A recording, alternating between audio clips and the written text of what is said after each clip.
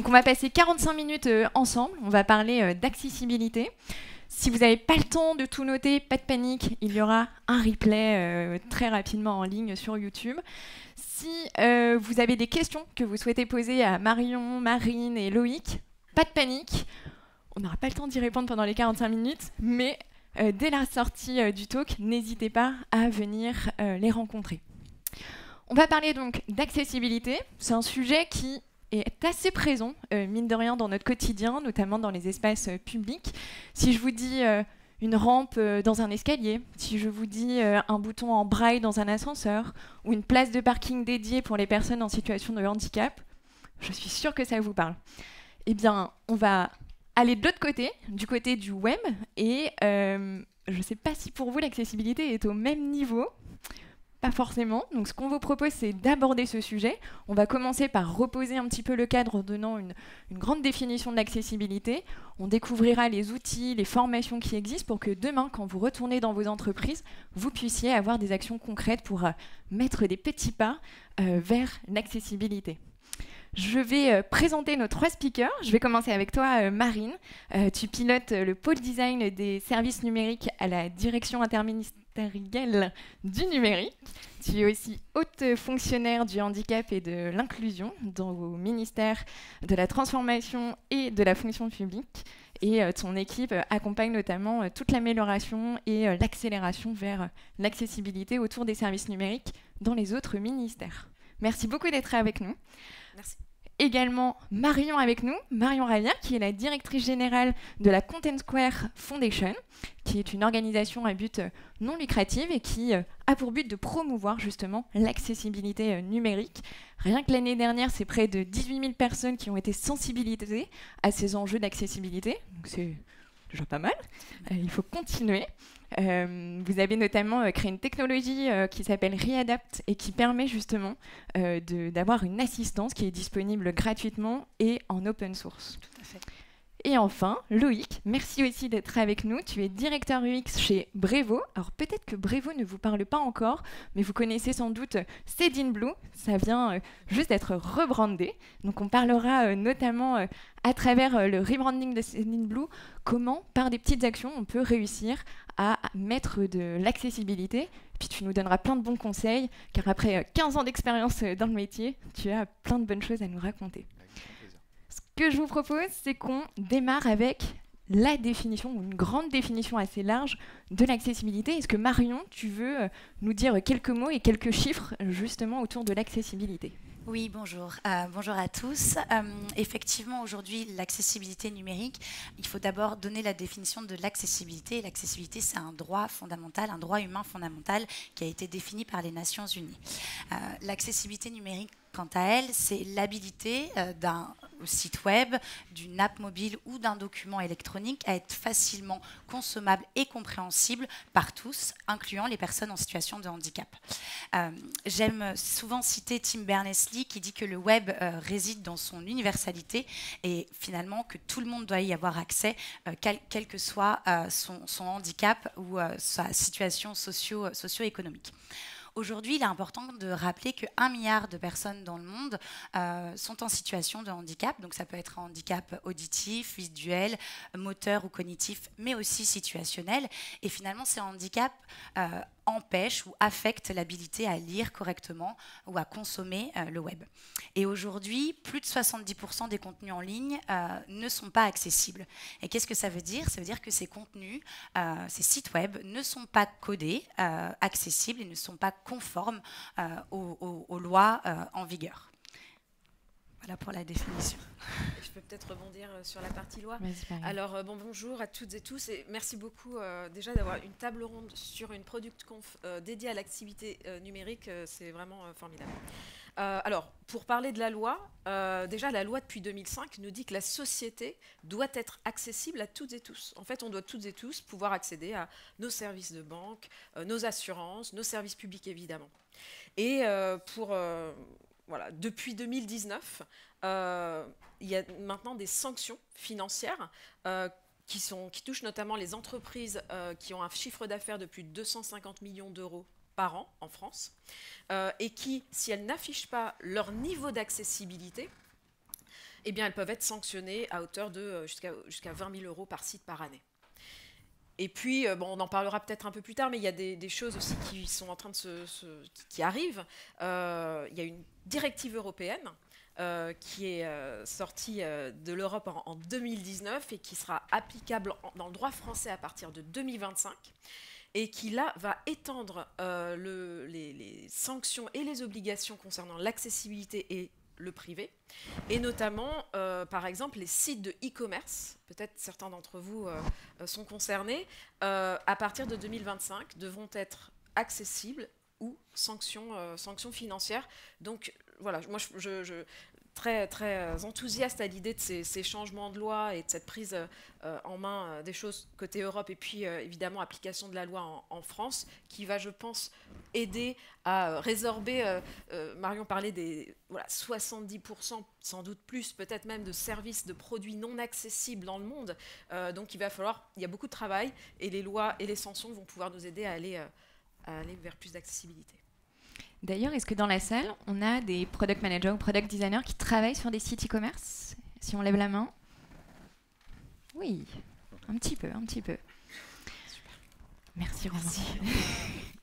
Merci beaucoup. Alors, c'est bien de se dire qu'il y a des lois.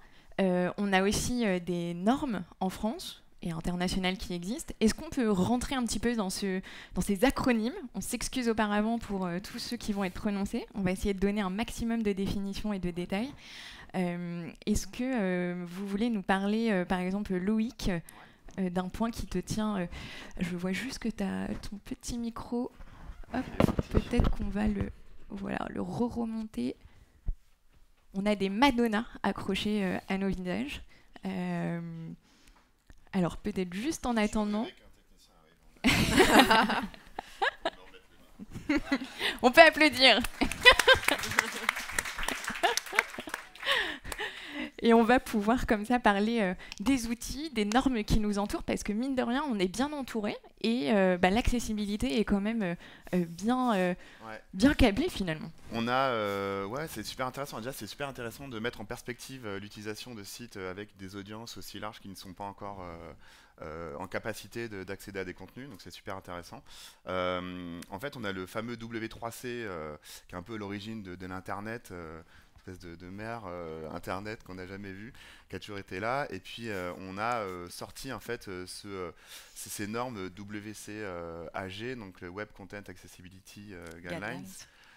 Qui sont, alors il y a d'autres, tu vas nous en parler après Marine, mais il y a d'autres normes qui sont en train d'être créées localement, notamment en France, mais en tout cas cette norme-là, elle est intéressante parce que du coup elle guide en fait les entreprises pour mettre en place l'accessibilité, donc notamment au travers de 4 principes qui sont la compréhension, l'usage, la robustesse, et puis le dernier, je l'ai plus en tête, mais la perception, merci.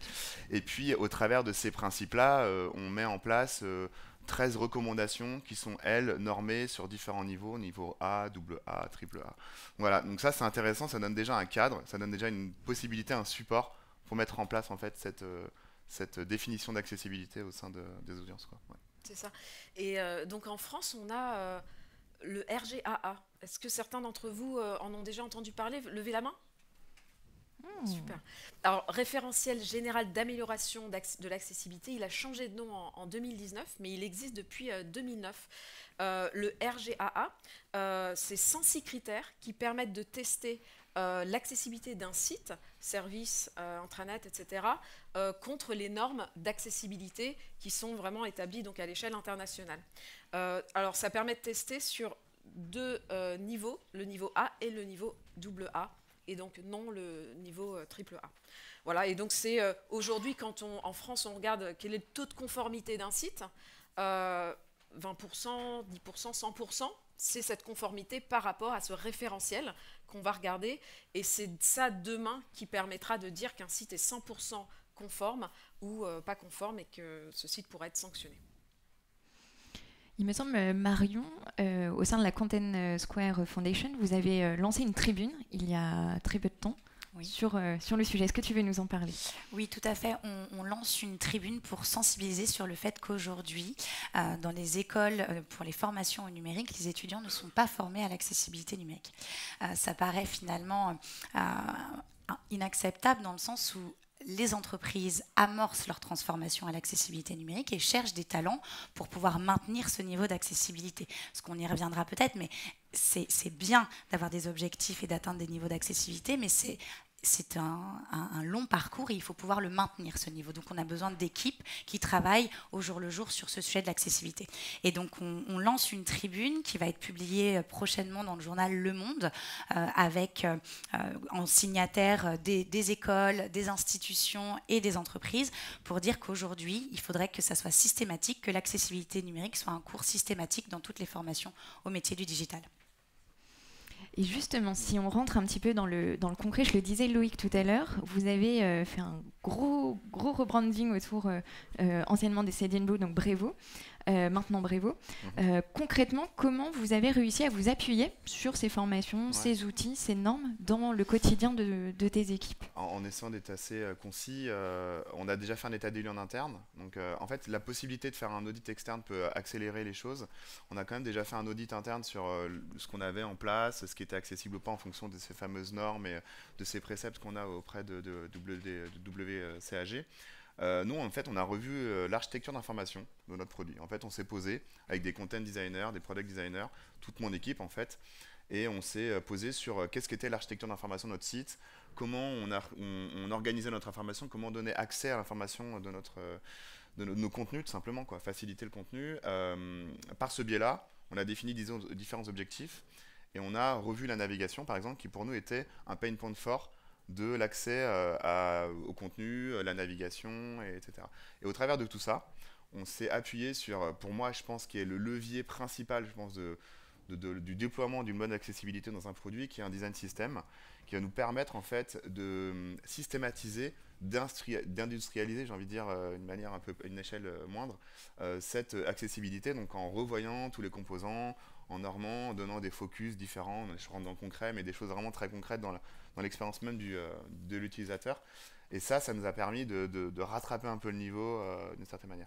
Puis aussi, il y a le keyboard, le fait de pouvoir accéder au clavier. C'était l'opportunité, ce rebranding, de revoir cette architecture d'information, de revoir cette navigation et de mettre à jour, on va dire, ces composants et tout ce qui en suit, quoi. Voilà. Donc c'était vraiment les premiers. Je pense que le design system est vraiment dans un produit, et même par ailleurs, parce que je pense qu'au gouvernement, c'est pareil, ça a beaucoup bougé ces derniers temps.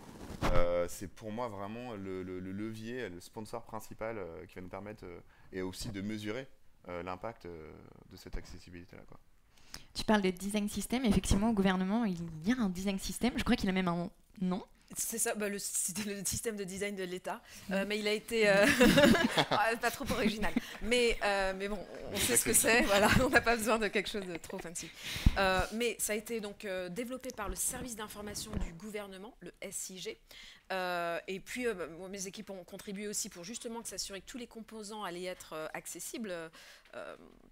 Dès sa publication, il est sorti en 2020 en bêta, et donc là, petit à petit, vous voyez se propager sur tous les sites publics de l'État, servicepublic.fr par exemple. Voilà, vous devez, j'imagine, le voir. Et c'est vrai que ça permet non seulement de donner aux développeuses, aux développeurs des composants out of the box qui sont 100% conformes et accessibles, et puis derrière aussi d'accélérer, évidemment, je ne vais pas vous faire les bénéfices d'un système de design, d'un design system, et puis derrière surtout d'harmoniser les expériences pour les citoyens, les citoyennes, les particuliers, les professionnels qui utilisent nos services publics.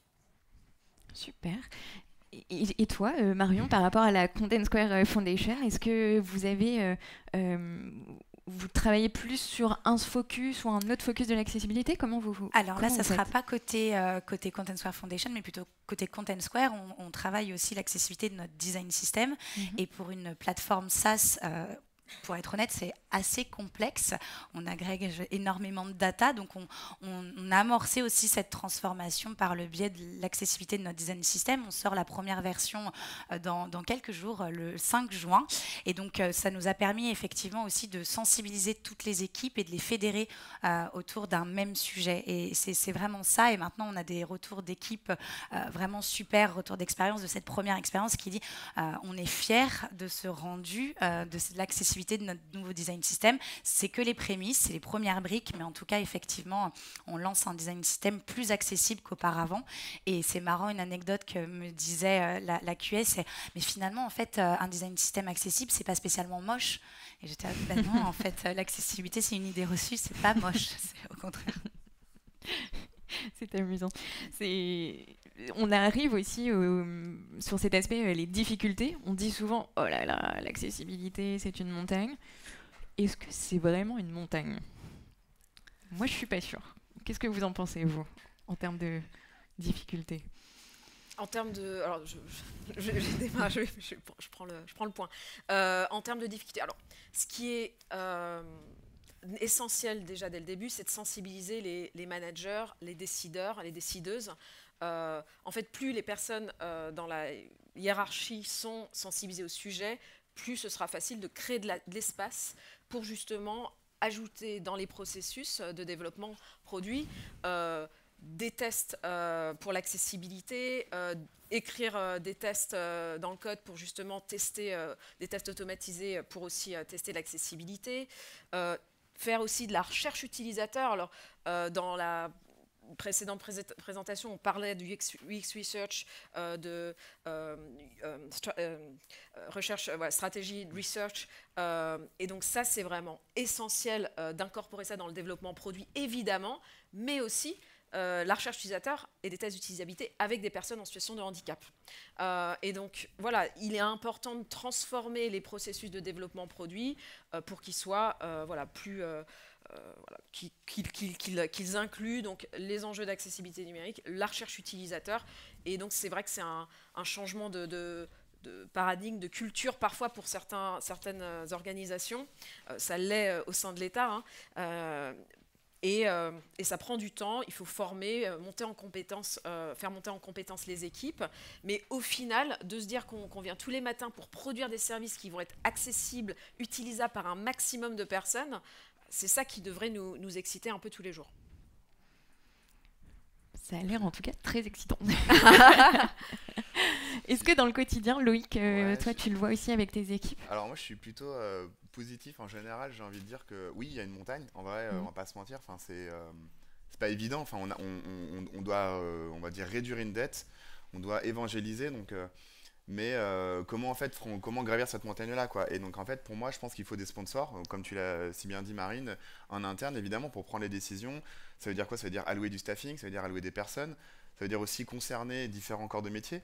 Là, on parle de product design, de research, mais il y a aussi la tech. Sans la tech, en fait, on ne déploie rien.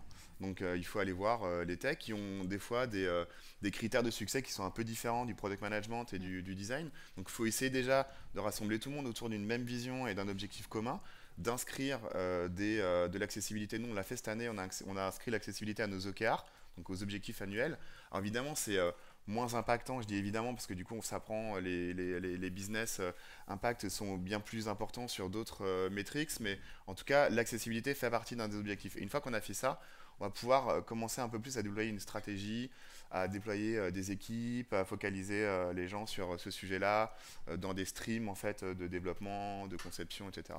Puis je pense qu'il faut, comme tu l'as dit, Marine, inscrire, à mon avis, l'accessibilité dans un product cycle complet. Donc on a ce qu'on appelle les buyers personas qu'on fait souvent dans les produits. Nous, on a commencé à éditer des premiers personas, en fait, des disabilities personas.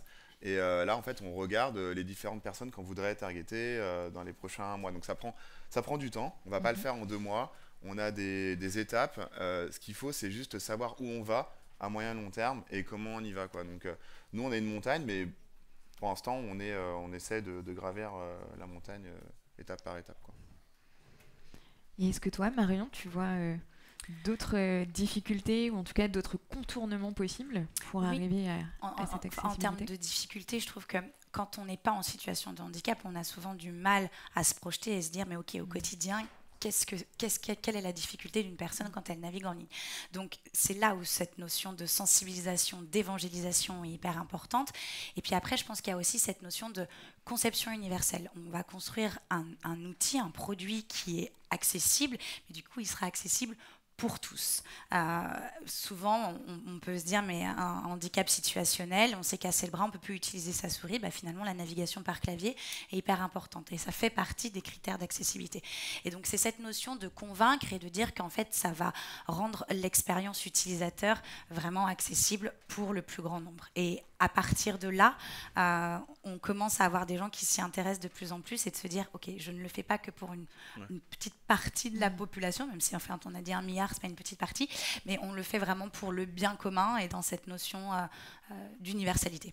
Mais juste pour rebondir, c'est hyper intéressant ce que tu dis parce qu'en fait, moi, je me suis surpris et j'ai surpris des personnes dans ma boîte, dans des discussions, à se dire petite audience, donc moins de handicap. Enfin, tu vois, le nombre, on réduit, donc du coup, on a moins de. En fait, c'est un ratio, donc en réalité, on doit considérer ça. Donc, ouais, c'est un super point de se dire que. Enfin, je suis assez aligné là-dessus. Et ce qu'il faut se dire aussi, c'est que l'enjeu, prendre en compte l'enjeu d'accessibilité, ça doit aussi nous permettre à questionner chaque fonctionnalité qu'on va ajouter au sein d'un produit. Et donc, ça a aussi un lien avec le numérique responsable, c'est-à-dire que est-ce qu'on a vraiment besoin d'ajouter cette nouvelle fonctionnalité? Parce que derrière, il faut la mettre en accessibilité, il faut la maintenir, donc ça a un coût. Voilà. Donc en fait, l'accessibilité doit aussi nous pousser à rendre nos produits, nos services, notre environnement plus minimaliste, plus facile à maintenir, voilà, moins coûteux en énergie aussi, idéalement. Faire moins, mais mieux. C'est ça. Et en fonction des équipes, est-ce que vous pensez qu'il faut une organisation particulière ou est-ce que moi, demain, dans ma petite start-up ou mon grand groupe, je peux quand même réussir à mettre en place ces petits pas petit à petit? Est-ce que tu... Vas-y Marine, je t'en prie. Au sein de l'équipe, alors nous, on accompagne donc les ministères sur la mise en accessibilité, notamment de leurs services, la simplification, etc. et plein d'autres choses. Mais sur l'accessibilité spécifiquement, voilà, on a accompagné des grosses démarches administratives comme l'aide juridictionnelle à être 100% conforme aux normes d'accessibilité, enfin aux règles d'accessibilité. Donc tout ça pour vous dire, c'est possible. Hein. C'est possible même pour des gros services, des grosses démarches administratives. Donc, vous pouvez le faire aussi.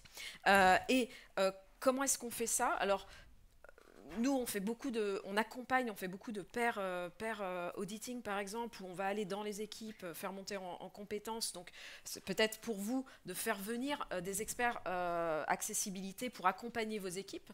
Notre équipe a aussi produit un outil qui s'appelle le jeu de loi. Alors, OA, c'est OAA, de l'organisation de l'accessibilité, qui permet à toute personne, en fait, c'est un chemin qui permet de se dire, OK, je pars de zéro dans mon organisation, comment je m'y prends pour petit à petit intégrer l'accessibilité dans l'équipe, comment est-ce que j'en parle, etc. Donc, c'est le jeu de loi L'_OAA. Et puis aussi, on a sorti un autre outil qui est open source, évidemment, qui s'appelle ARA, comme l'oiseau, ara.numérique.gouv.fr. Et ça, c'est jusqu'à présent, en fait, les audits d'accessibilité, ça se fait sur des Excel ou des tableurs, pardon. Donc c'est un peu horrible. Et donc on a voulu se dire comment est-ce qu'on rend la vie des personnes qui vont auditer des services, parce que les audits, vous pouvez les faire au sein de votre organisation. Hein. Vous n'avez pas besoin de faire appel à un tiers parti. Et donc on a créé un outil pour essayer de simplifier la réalisation d'audits, qui s'appelle ara.numérique.gouv.fr. Donc ça aussi, en open source, évidemment, tout le monde peut contribuer et l'améliorer avec nous. Je parlais de Readapt également que vous avez créé à la Content Square Foundation. Est-ce que tu veux nous en parler également? Est-ce que ça ressemble aux outils que vient d'évoquer Marine? Non, c'est différent. Nous, le but, c'est vraiment pour l'utilisateur final, donc qui a besoin de personnaliser un confort de lecture. Et on a développé un plugin qui est disponible sur Chrome, sur Word, sur Safari et sur Firefox, qui permet en fait à l'utilisateur de personnaliser son confort de lecture sur le web. Donc on peut, je ne sais pas, ajouter des features type le découpage syllabique, activer la synthèse vocale, le surlignage. Et donc tout ça, c'est plus pour un confort de lecture pour l'utilisateur final. Et bien sûr, cet outil est gratuit et open source dans le cadre des missions philanthropiques de la Content Square Foundation. Mais Marine, son point, c'est vraiment en interne, comment on amorce et comment on crée des audits pour auditer ces sites web, que nous, on est plus sur l'utilisateur final qui a besoin, in fine, d'adaptabilité.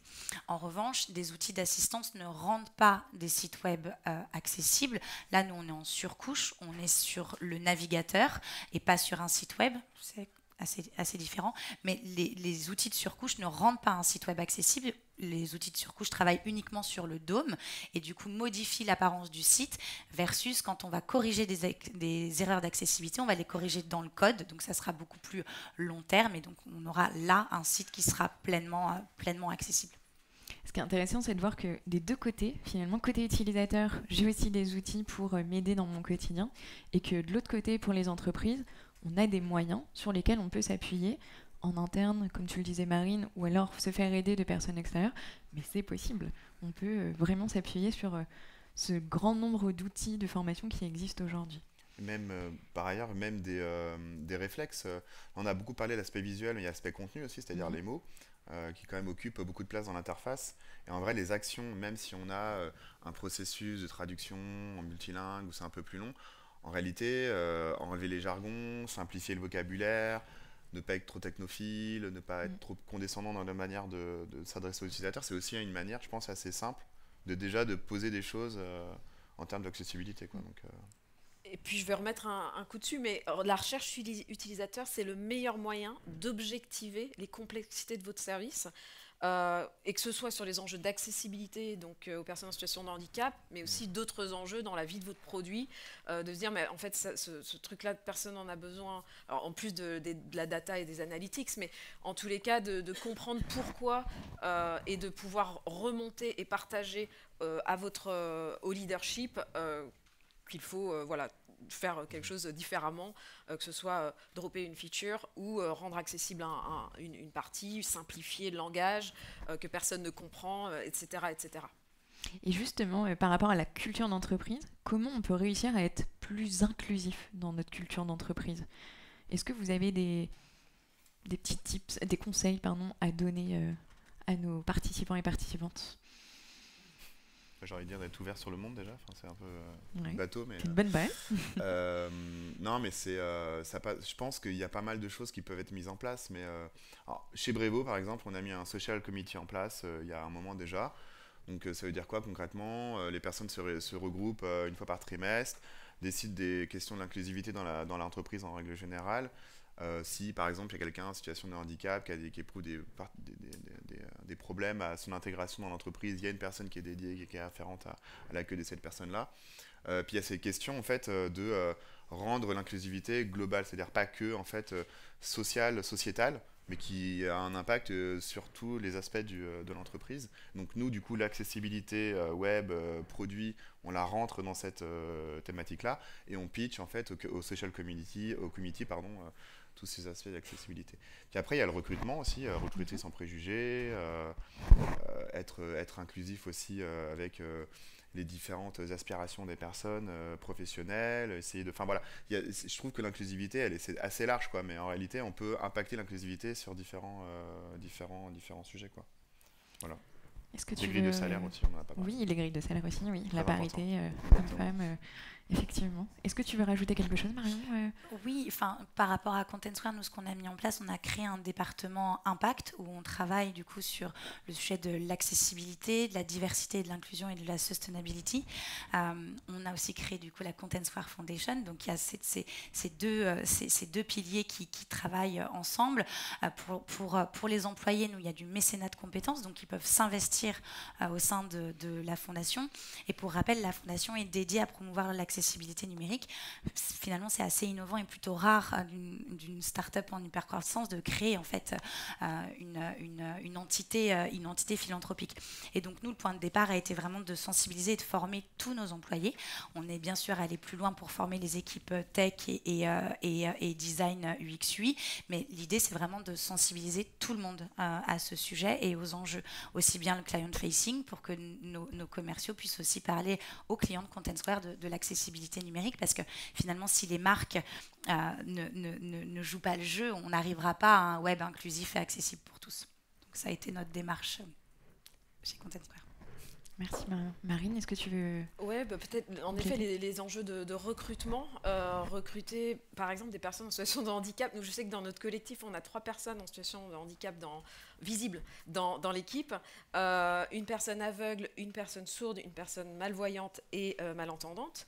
Et forcément, nos process de travail, ont été transformés. Donc par exemple le matin, nos stand-up, il y a donc nos stand-up qui ont lieu, j'ai skippé ce matin, de 9h30 à 10h.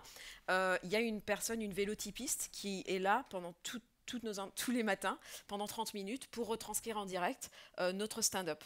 Et puis en fait, ce qui est génial, c'est que du coup, cette transcription en direct, elle est utile à tout le monde.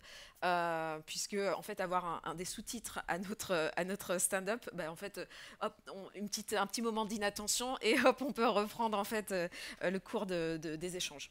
Et puis, ça nous force nous-mêmes à faire attention quand on parle, s'assurer de ne pas avoir la bouche couverte.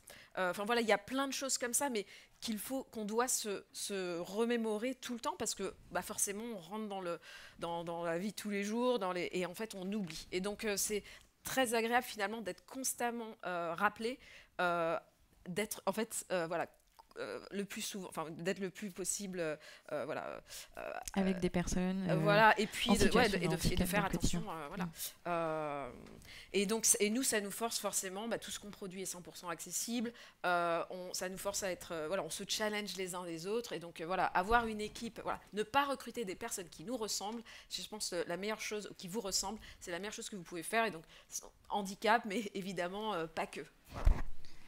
Et est-ce que pour vous, il y a une différence entre le B2B, le B2C, ou le privé, le public? Est-ce que pour vous, ça change quelque chose pour l'accessibilité? Je vois Marion faire non, Loïc non aussi. Hein. Moi, j'ai envie de dire que oui.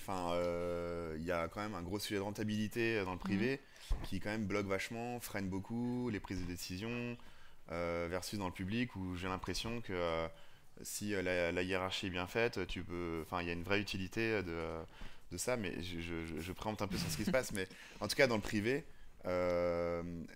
l'aspect performance, business vraiment prend vachement le pas sur le reste, et c'est ça qui freine en fait beaucoup l'accessibilité, c'est quel va être l'impact business, quel va être l'impact user, etc. Donc, alors que j'ai l'impression que dans le public, ça devrait être normal d'avoir des produits accessibles comme ce que vous faites depuis, encore une fois, franchement, depuis je suis en fait le beta.gouv et tout ce que fait le design gouvernemental depuis un moment, et vraiment ça a beaucoup changé ces dernières années.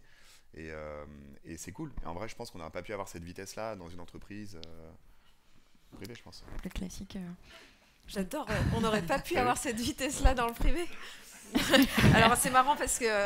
faut le dire, tu vois, en général c'est l'inverse. Donc, alors moi j'adore travailler en administration et dans le public parce que justement c'est très complexe comme environnement et justement c'est parfois lent, mais c'est ça qui moi m'intéresse, c'est qu'il faut aller dépoussiérer et aller bouger les gens. Et donc, mais bon, après je pense que dans de grosses organisations privées, c'est peut-être...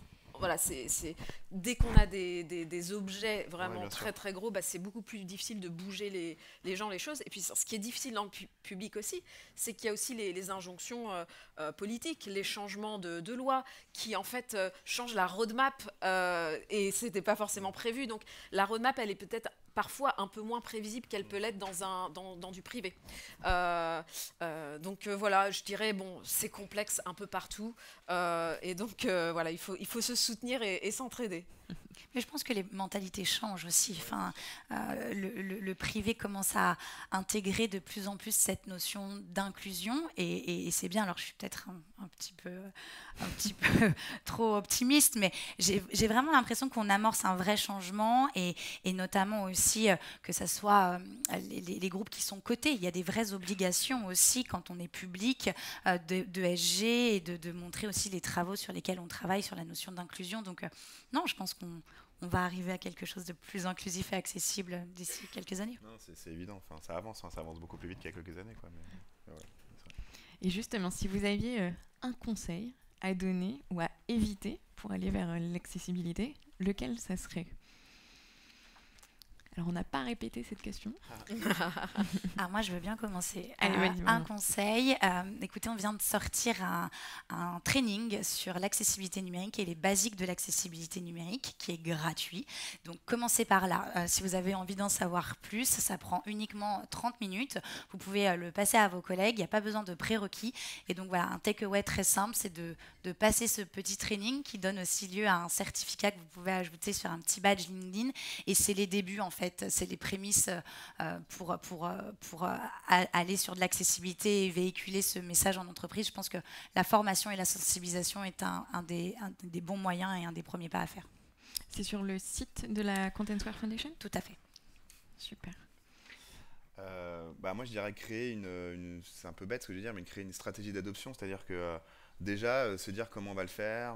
Donc, j'encourage grandement à intégrer le design system dans cette stratégie d'adoption, dans un produit, qui pour moi va être vraiment l'opportunité de le déployer vite.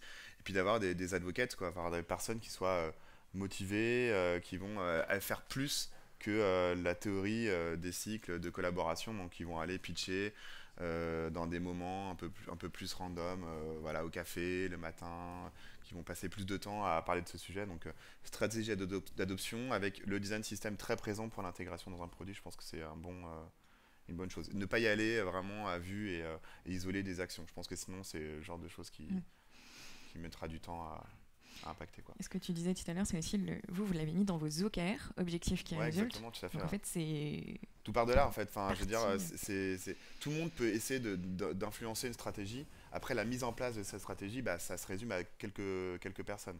Mais tout passe par là. En vrai, il faut toujours une stratégie pour tout. Après, une tactique et l'opérationnel, quoi. Je pense que, absolument d'accord avec ce que vous disiez. Je pense qu'il faut faire du lobby au sein de votre organisation, du plaidoyer, pour justement s'assurer que ça devienne une priorité, le sujet de l'inclusion au global, et peut-être s'appuyer sur des organismes existants et sur leur data, justement, pour construire votre plaidoyer. Ensuite, vous dirigez aussi peut-être sur notre site design.numérique.gouv.fr tout un tas de ressources et notamment des fiches métiers. Donc selon votre job, si vous êtes chef de projet, produit, designer, développeur, développeuse, selon qui vous êtes, en fait, on a créé des fiches métiers concernant l'accessibilité pour que vous sachiez quelles sont les choses à faire et comment faire. Et puis pareil, sur notre site design.numérique.gouv.fr, aussi tout un ensemble de formations gratuites, des webinaires sur l'accessibilité que vous pouvez pas. Alors, vous n'aurez pas un badge LinkedIn en les passant, mais on va regarder ça dès tout à l'heure. Je t'enverrai, Marie. Voilà. Et puis voilà, et puis venir à ce genre d'événement pour rencontrer d'autres personnes et puis vous serrer les coudes. C'est vrai que c'est important d'échanger, de se transmettre ces petits conseils, ces petites victoires qu'on a réussi à mettre en place. C'est bien aussi de se congratuler de temps en temps, de se dire on a réussi à gravir notre montagne. Moi, ce que je retiens, c'est que déjà, il y a quand même un certain nombre d'outils de formation. Tu as parlé du jeu de loi, le nouveau training disponible gratuitement. Ce que je retiens aussi, ce que tu disais, Loïc, c'est qu'il faut vraiment que ça fasse partie intégrante de la boîte et que tout le monde se sente concerné et qu'on le mette vraiment au cœur des objectifs de la boîte. Que c'est pas une option finalement, l'accessibilité, que ça fait vraiment partie du cycle de vie de nos produits numériques, de la qualité surtout de nos produits, et puis que c'est un droit fondamental surtout. Et ça, je pense qu'il faut surtout pas le négliger, l'oublier.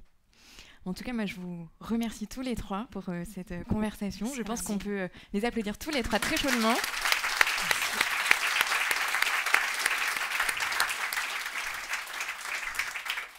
Je le répète, si vous avez des questions, n'hésitez pas à aller voir Marion, Marine et Loïc après le talk.